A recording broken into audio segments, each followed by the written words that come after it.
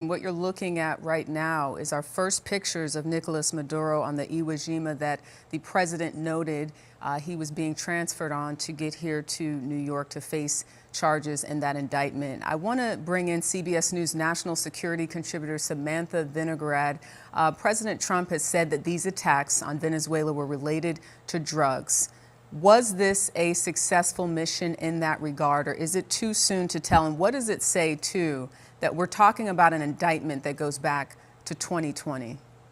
Well, first off, what an incredible picture. This picture shows Nicolas Maduro in chains, blindfolded, on a ship after being captured by elite special forces. This picture is a proof of life, certainly, but this picture is also a message to others in Venezuela that have been indicted, that have been sanctioned, about ostensibly what their future could look like, and is a very powerful image in that regard.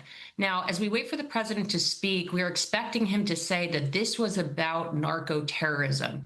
If that was the case, if this was about narco-terrorism, then the cleanup is not complete.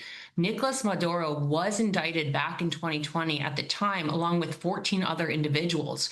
There are dozens of individuals and entities that have been indicted and sanctioned for narco-terrorism related reasons. So if this is really about narco-terrorism, there are a range of other actions we could see unfold in the coming days, in the coming weeks, to bring individuals that have been charged and sanctioned to justice. And part of the conversations behind the scenes with those individuals may be about relinquishing power, giving themselves up to avoid a fate like Nicolas Maduro.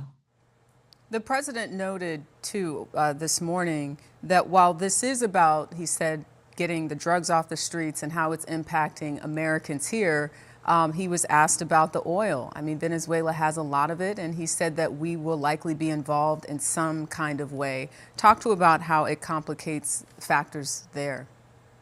Well, Venezuela has the world's largest proven oil reserves. At its peak, Venezuela was contributing about 5% of global oil output.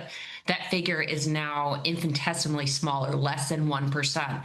The oil reserves in Venezuela, under a best case scenario, are going to need years of revitalization and investment. They have suffered significantly under sanctions and have really declined because of lack of upkeep and other factors.